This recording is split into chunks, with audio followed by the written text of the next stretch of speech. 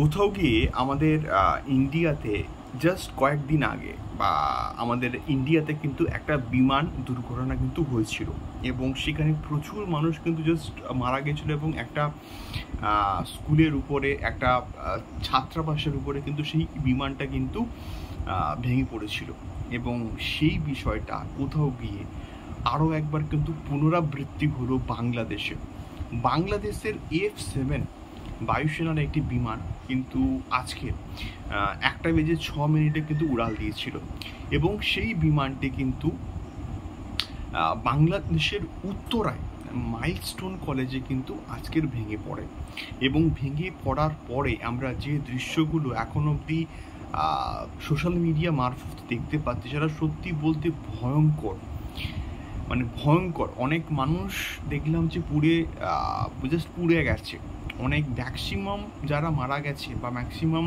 যারা আহত হয়েছেন সবাই কিন্তু ছাত্র। তার কারণটা হচ্ছে ওটা কিন্তু এটা স্কুল অ্যান্ড কলেজ একসঙ্গে কিন্তু ছিল উত্তরাতে এবং অনেককে দেখলাম এটাকে নিয়ে পোস্ট করছে, অনেকে দেখলাম যে ওই অবস্থাতে ভিডিও তৈরি করছে। আই থিঙ্ক আমার মনে হচ্ছে এটা it's not the right time to get video.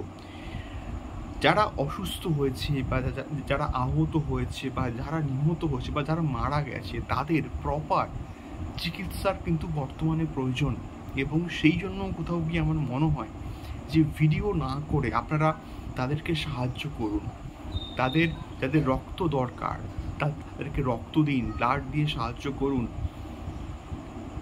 এবং তাদের হসপিটালে নিয়ে যান ভিডিও তৈরি না করে এবং আগুনটাকে নেভানোর ব্যবস্থা করুন। এবং এই পার্টিকুলার F-7 বিমানটি কী জন্য ভেঙে পড়লো সেটা এখন অবধি কিন্তু ক্লিয়ার কাট জানা যায়নি, বাট মোহাম্মদ ইউনুস থেকে শুরু করে অনেক সেখানকার গণ্যমান্য ব্যক্তিরা কিন্তু এটাকে নিয়ে শোক প্রকাশ করেছেন এবং এটা অবভিয়াসলি শোক প্রকাশ করার মতন।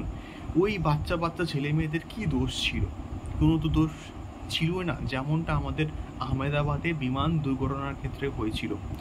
তো এই বিষয়টাকে নিয়ে সত্যি বলতে এই মুহূর্তে শোক প্রকাশ করা ছাড়া আমার আর কিছু করার নেই। আমরা এখান থেকে শোক প্রকাশই কিন্তু করতে পারি এবং যারা আহত হয়েছেন তাদের দ্রুত সুস্থতার আমরা কিন্তু কামনা করছি এবং এই সমস্ত বিমান দুর্ঘটনা যাতে করে না হয় এবং এটা কিন্তু বেসিক্যালি একটা প্রশিক্ষণ বিমান কিন্তু ছিল। এর পেছনে কি কারণ সেটা আমার মনে হয় যে তদন্ত করা উচিত, কী জন্য এই পার্টিকুলার বিমানটি ভেঙে পড়লো।